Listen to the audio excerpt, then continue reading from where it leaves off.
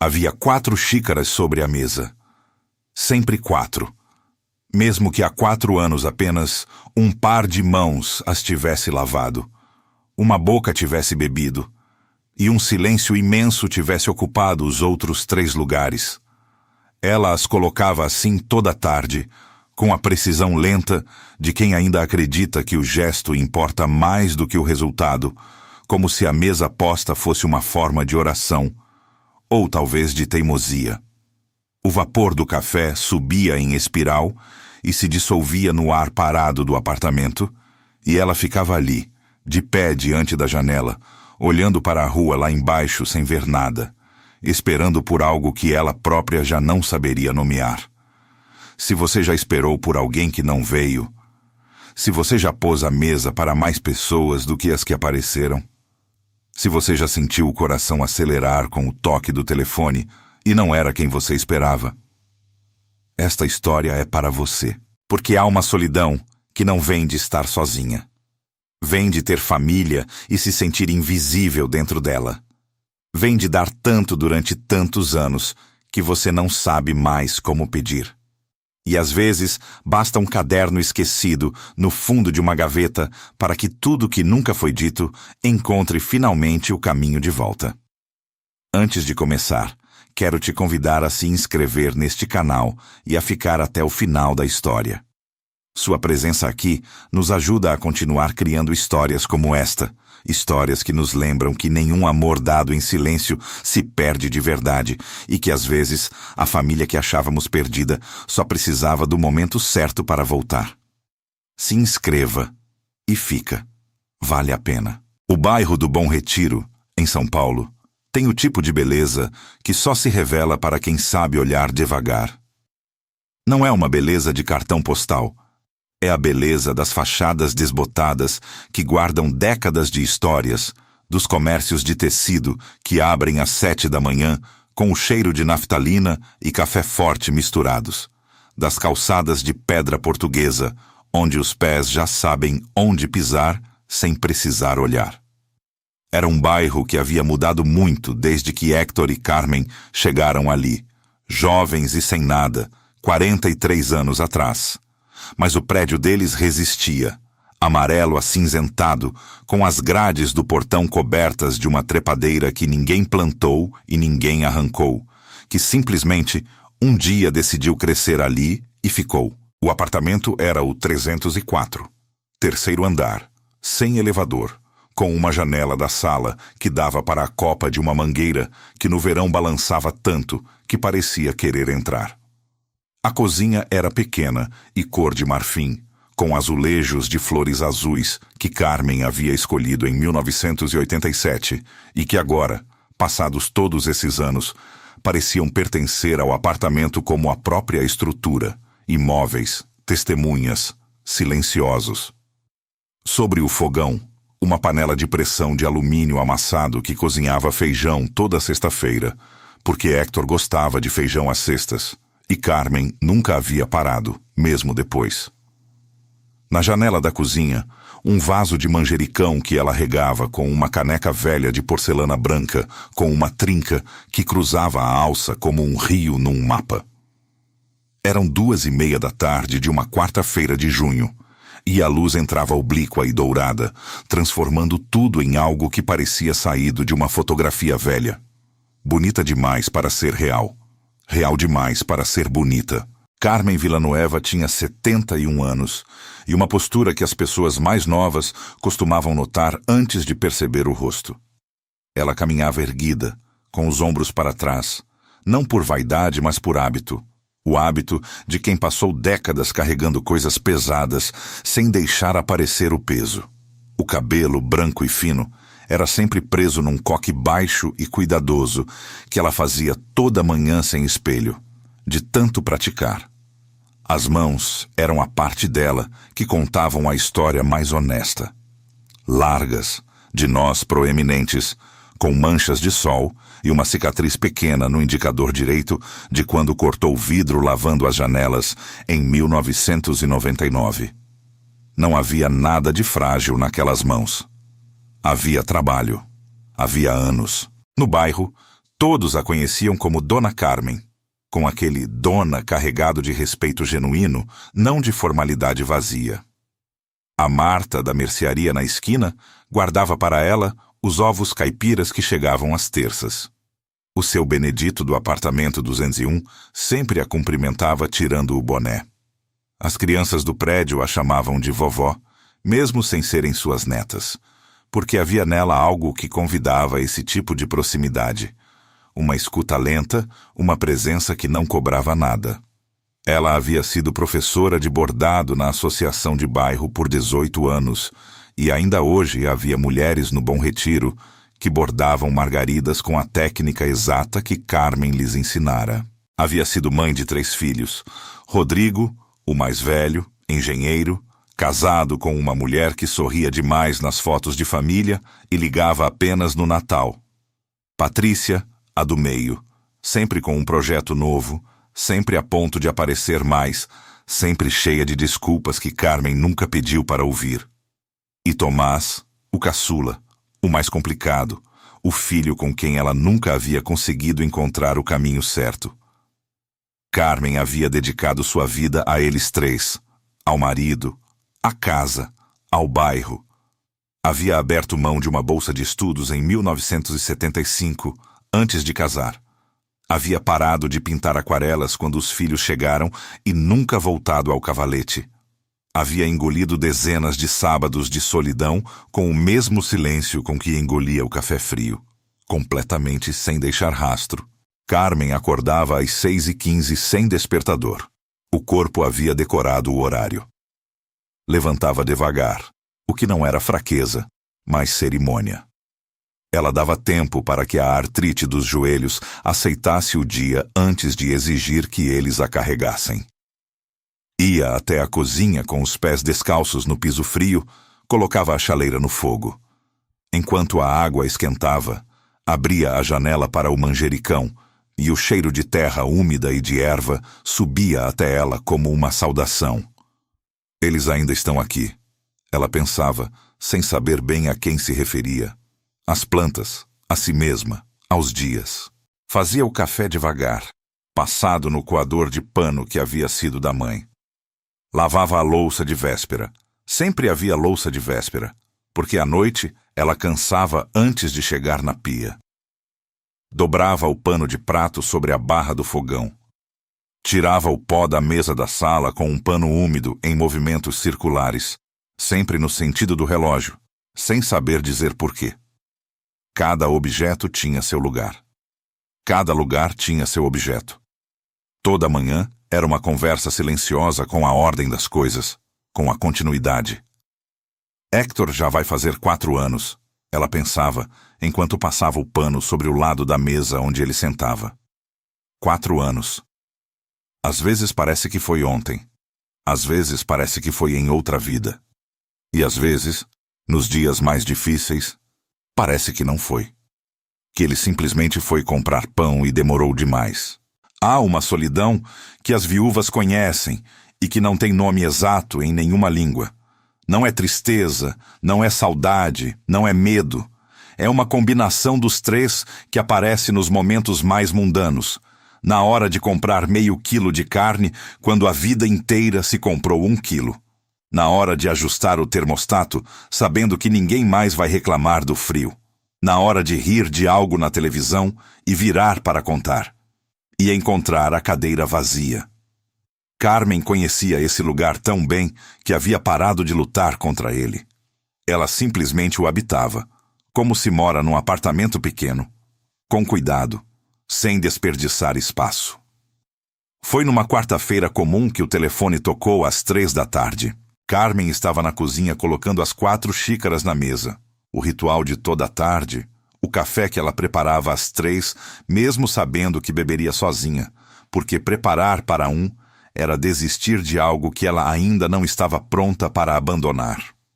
O celular ficava em cima da geladeira, sobre um guardanapo de crochê. Ela viu o nome na tela e parou. Tomás. A última vez que Tomás havia ligado tinha sido no Dia das Mães, 6 semanas atrás. Antes disso, no aniversário dela, em fevereiro. E antes, no Natal. Carmen levou 2 segundos antes de atender.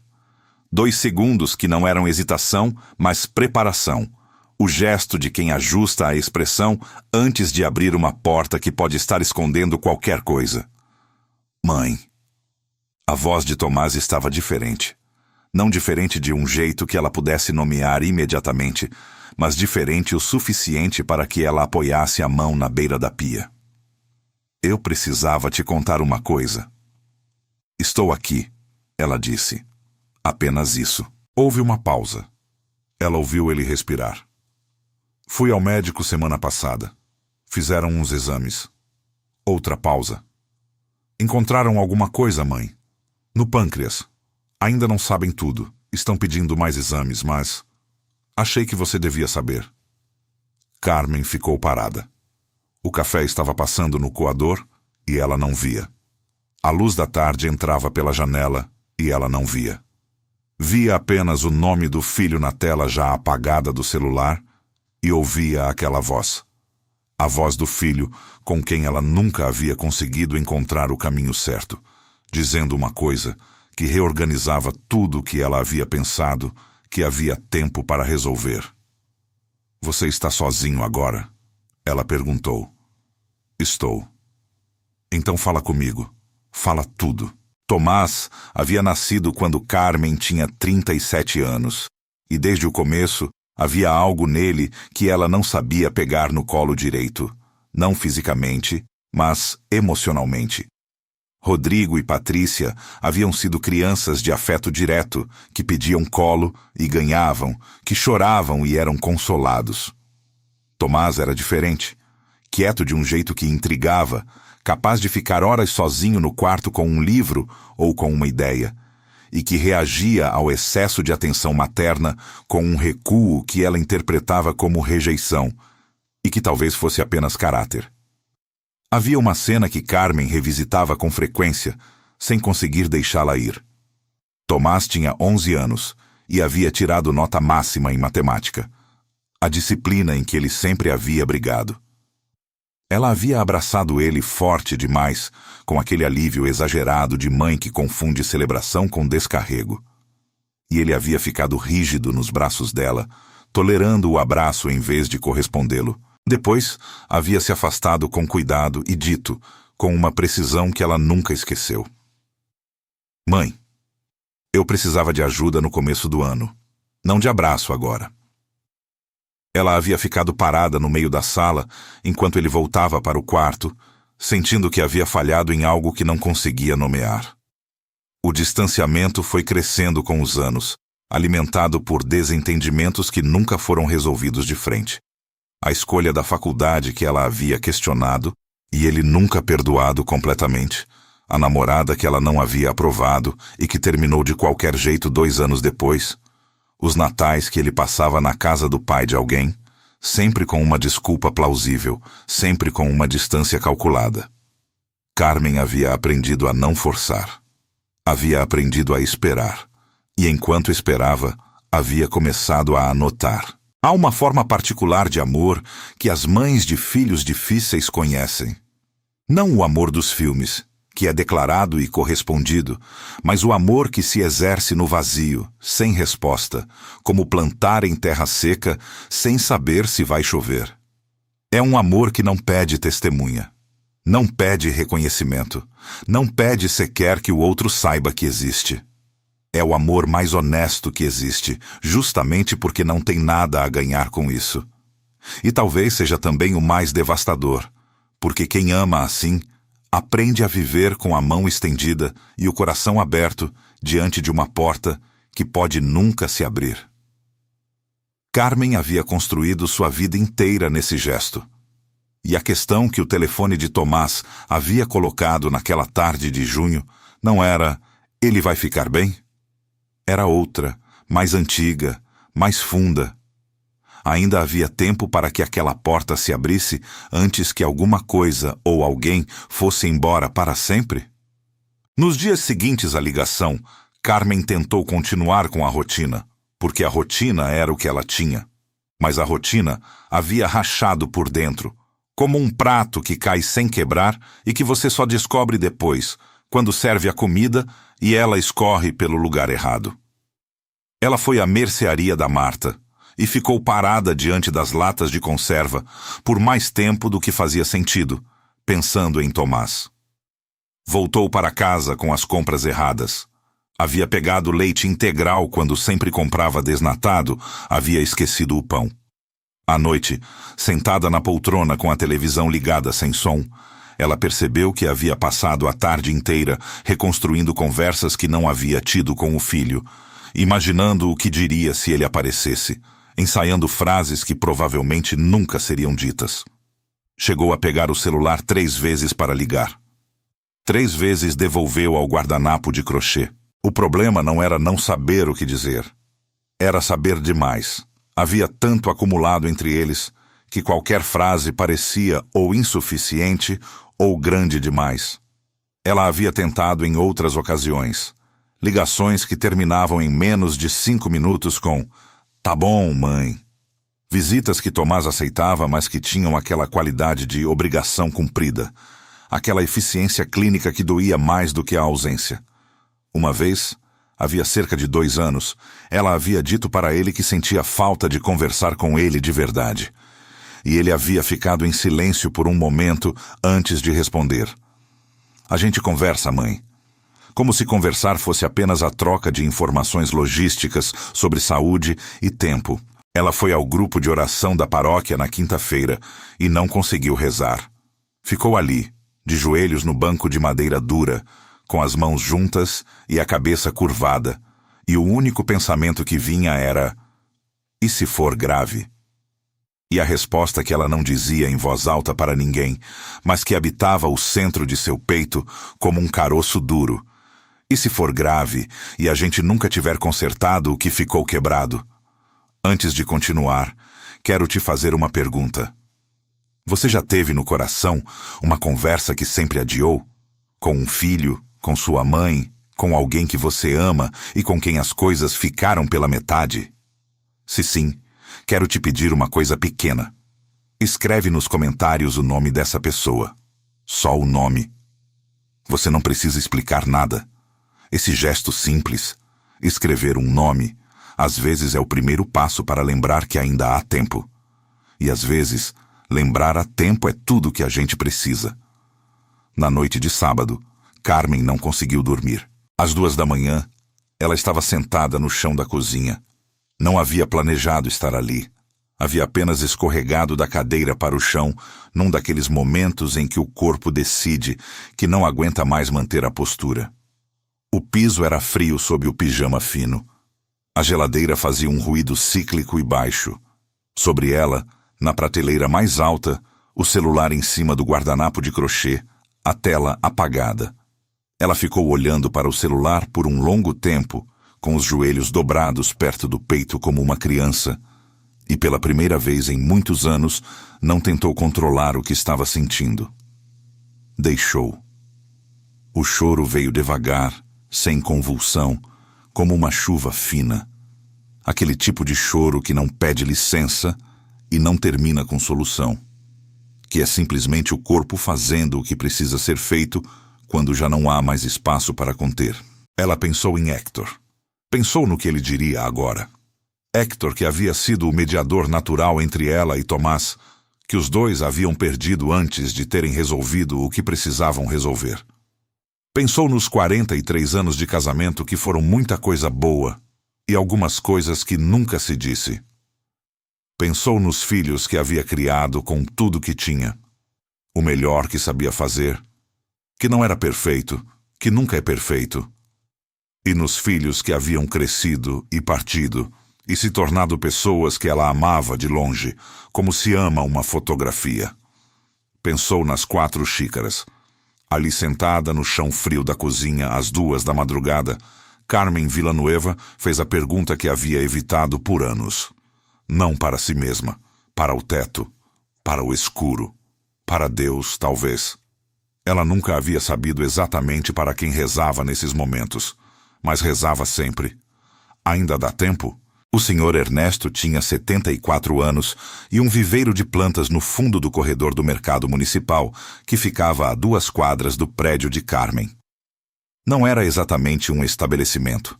Era mais um acúmulo autorizado de vasos, saquinhos de terra, sementes em envelopes e mudas de ervas que havia crescido ao longo de 40 anos até ocupar todo o espaço que o dono do mercado havia deixado de usar.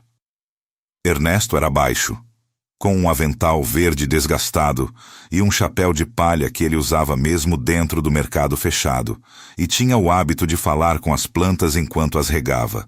Não poesia, não baboseira, apenas conversas práticas. Você está precisando de um pouco mais de sombra. Essa raiz precisa de espaço para respirar. Calma, não é ainda a hora. Carmen havia comprado manjericão com ele por anos, mas nas últimas semanas havia parado de ir. Havia parado de fazer muita coisa nas últimas semanas.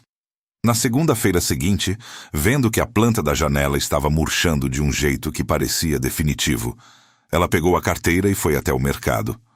Era cedo, o lugar ainda estava pouco movimentado, e Ernesto estava sozinho entre os vasos, com uma tesoura de poda na mão, cortando folhas amarelas de uma roseira velha com uma calma cirúrgica.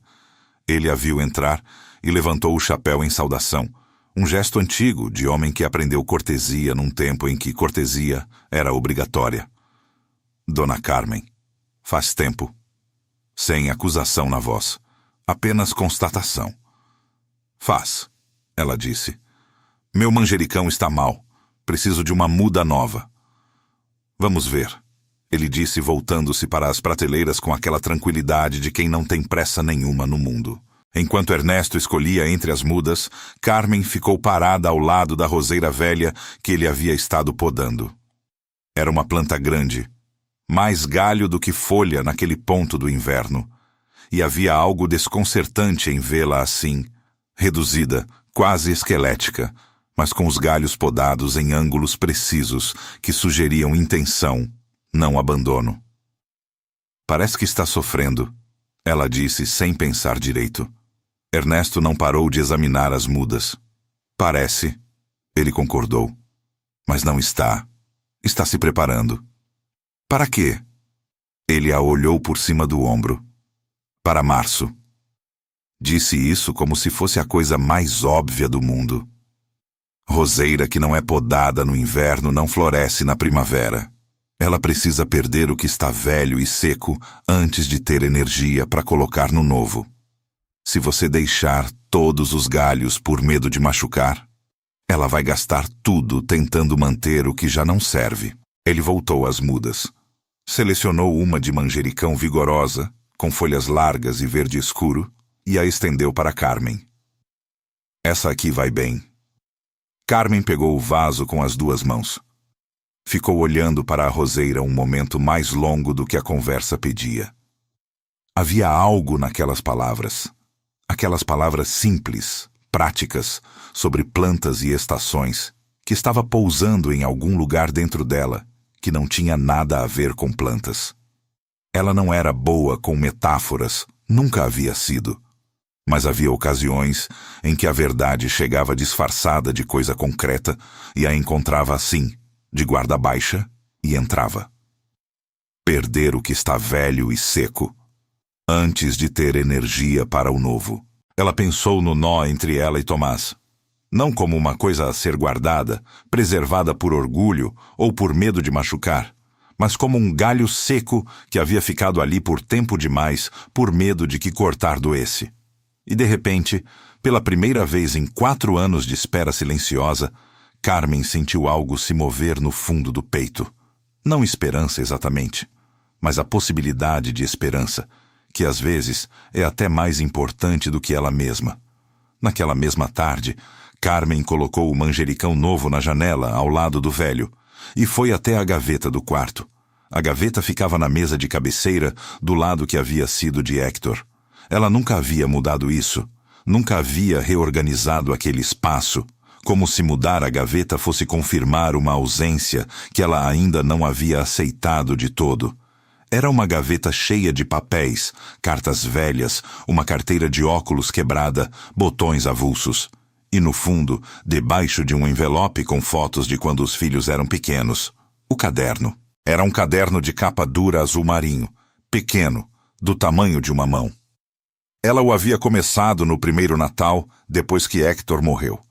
Não por nenhum plano especial, mas porque naquela noite, sentada sozinha à mesa, com o prato cheio de comida que ninguém havia vindo comer, havia sentido uma necessidade física de registrar, de testemunhar, não para acusar, apenas para que alguém soubesse, mesmo que esse alguém fosse apenas ela mesma, relendo mais tarde, que aquele dia havia existido, que ela havia estado ali, que havia esperado. Ela abriu o caderno na primeira página e ficou olhando para a própria letra. Depois o fechou, foi até a sala, pegou o celular do guardanapo de crochê e ligou para Tomás. Ele atendeu no segundo toque. Havia algo diferente também em como ele atendeu. Uma velocidade, uma abertura, como se ele também tivesse estado esperando. Mãe. Tomás. Ela fez uma pausa. Não para organizar as palavras, mas para deixar que elas fossem as certas, não as ensaiadas. Quero que você venha tomar café aqui. Não agora, não hoje. Quando você puder, quando quiser. Mas quero que você venha. Silêncio. Eu vou, ele disse. E a voz dele tinha uma qualidade que ela havia esquecido como soava. Simples. Apenas simples. Tomás apareceu na quinta-feira seguinte, às 10 da manhã, com um saco de pão de queijo que havia comprado na padaria da esquina. A mesma padaria onde o pai o levava quando era criança, o que ele não mencionou e Carmen não perguntou, mas ambos sabiam. Ela havia colocado 4 xícaras na mesa por hábito, percebeu o que havia feito e deixou as 4 ali. Eles tomaram café dos 2 lados da mesa e conversaram sobre os exames, que ainda eram inconclusivos, que precisariam de mais testes, que havia incerteza pela frente. Carmen ouviu sem interromper, sem dar conselhos que ele não havia pedido, sem transformar a dor dele num veículo para a dor dela. Apenas ouviu. E quando Tomás terminou de falar, havia um silêncio que pela primeira vez em muitos anos não pesava.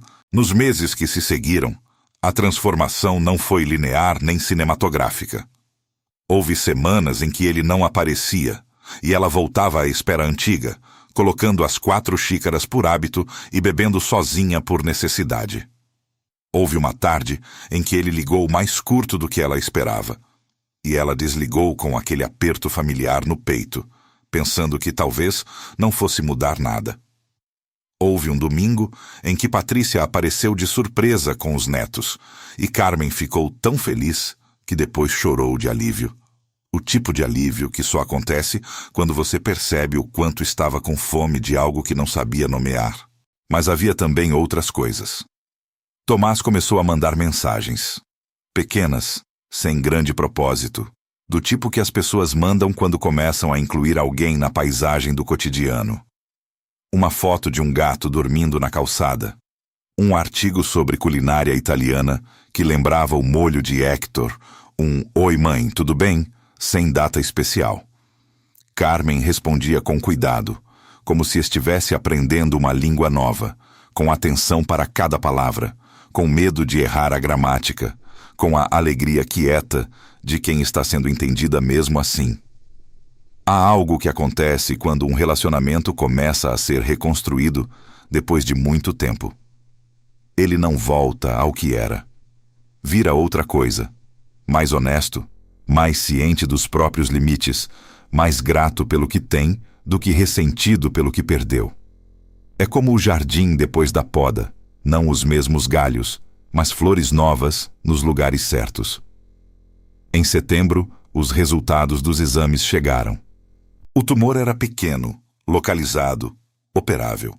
O médico usou a palavra favorável, com o cuidado de quem sabe que essa palavra é uma bênção e uma responsabilidade ao mesmo tempo. Tomás ligou para Carmen antes de ligar para qualquer outro familiar.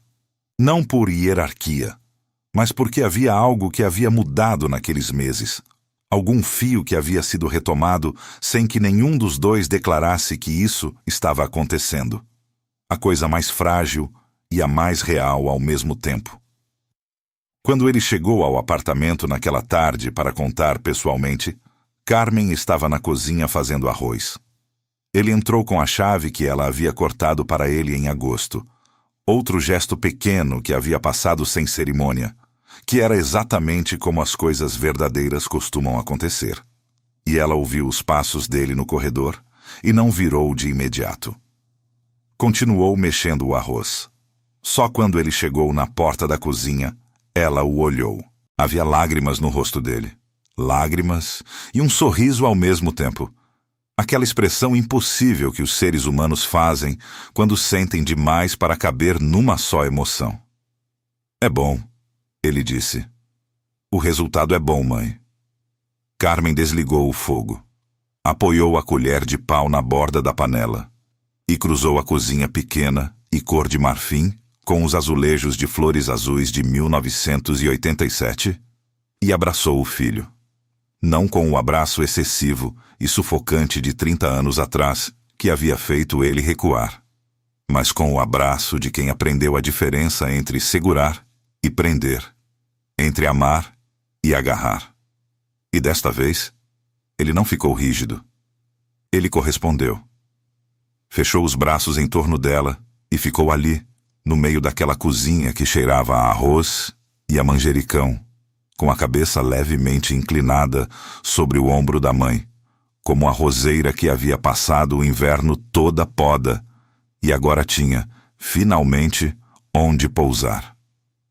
Mais tarde, enquanto Carmen dormia, Tomás encontrou o caderno. Ele não foi procurar. Estava na gaveta da cabeceira meio aberta e o caderno estava ali, a capa azul marinho visível, com a letra da mãe na primeira página já legível de longe. Ele se sentou no chão da cozinha, no mesmo lugar onde ela havia sentado no meio da noite meses antes, sem ele saber, e leu. Leu cada página, cada data, cada anotação pequena e sem floreio. 18 de março, aniversário do Tomás. Fiz o bolo de laranja. Comi sozinha, mas rezei por ele. Que ele esteja bem. 25 de dezembro, Natal. Rodrigo ligou às 22h. Patrícia mandou mensagem. Tomás não apareceu nem ligou. Coloquei 4 xícaras de manhã mesmo assim. O café esfriou. Dia das Mães. Ele ligou. 5 minutos. Mas ligou. E assim, página após página, ano após ano, o registro não de uma mágoa, mas de uma fidelidade. O testemunho de uma mulher que havia continuado amando sem audiência, que havia posto a mesa mesmo quando ninguém vinha, que havia rezado pelos filhos nos dias em que eles não se lembravam de existir perto dela. Quando Carmen acordou às 6h15, como sempre, e foi até a cozinha com os pés descalços no piso frio, encontrou Tomás de pé diante do fogão. Havia café passando no coador de pano que havia sido da avó. Havia pão fatiado sobre a tábua. Havia 2 xícaras na mesa. Apenas 2, uma de cada lado, frente a frente. Ele a ouviu chegar e se virou. E havia algo no rosto dele que ela não sabia nomear, mas reconhecia como a cara que as pessoas fazem quando chegaram a algum lugar depois de muito tempo andando. Não havia grandes palavras entre eles. Havia o cheiro de café. Havia a luz de junho entrando oblíqua pela janela do manjericão. Havia 2 pares de mãos, as mãos largas e marcadas dela, as mãos de filho crescido dele, preparando juntos o café da manhã antes que o tempo acabasse. E as 4 xícaras, pela primeira vez em muito tempo, ficaram no armário. Carmen não havia planejado nada do que aconteceu. Não havia feito uma estratégia para reconquistar o filho, não havia lido nenhum livro sobre como se comunicar melhor, não havia rezado pedindo um milagre específico. Havia feito apenas o que sempre fizera, ficado fiel. Havia colocado à mesa todos os dias. Havia anotado no caderno não por amargura, mas porque registrar era a forma que ela havia encontrado de dizer a Deus e a si mesma que aquelas datas importavam, que cada ausência havia sido vista, que cada silêncio havia sido habitado com amor mesmo assim. E foi esse amor sem plateia, esse amor que não exigia retorno para continuar existindo, que criou o espaço onde o filho pôde finalmente aparecer. Há uma promessa que percorre a Bíblia inteira, da primeira à última página, que não é sobre prosperidade ou sobre ausência de dor. É sobre fidelidade. Não nos cansemos de fazer o bem, porque a seu tempo colheremos, se não desanimarmos. Há dias em que a colheita demora demais. Há relacionamentos que passam anos no inverno, podados até quase o osso, e que parecem secos para sempre. Há filhos que se afastam. Há mães que envelhecem esperando. Há amor que é exercido no silêncio, sem testemunha, sem recompensa visível. E que é exatamente por isso o amor mais próximo do amor de Deus, que ama primeiro, que ama sem condição, que coloca à mesa todos os dias, mesmo quando ninguém aparece. E talvez você também conheça esse inverno. Talvez você também tenha uma gaveta com datas anotadas, mesmo que só na memória. Talvez você também tenha posto a mesa para alguém que não veio. Se for assim, eu quero te dizer uma coisa. Não para. Não tira as xícaras. O amor fiel, o amor que permanece mesmo quando não é visto, mesmo quando dói, mesmo quando não sabe se vai receber resposta, esse amor nunca se perde. Ele se acumula. E um dia, do jeito mais simples e mais inesperado, como café passado numa manhã de junho, alguém chega e já pôs a mesa antes de você. Se a história de Carmen tocou o seu coração hoje, eu quero te pedir que escreva nos comentários estas palavras. Ainda dá tempo. Só isso. Porque às vezes a gente precisa dizer isso para si mesmo, lembrar que a porta que parece fechada ainda pode se abrir, que o filho, a mãe, o vínculo que a gente achava perdido ainda pode encontrar o caminho de volta, que o amor fiel sempre tem uma última página para escrever. E se você conhece alguém, uma mãe que espera, uma avó que põe a mesa sozinha, uma amiga que há anos ama em silêncio, compartilha esse vídeo com ela. Às vezes, uma história é exatamente o que alguém precisa para lembrar que não está sozinha. Não esquece de se inscrever no canal para receber mais histórias como essa.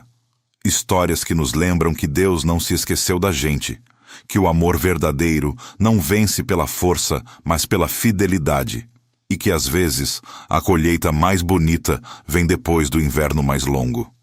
Até a próxima história. Que Deus te abençoe, te cuide, e que nunca falte café quente e alguém para tomar junto com você.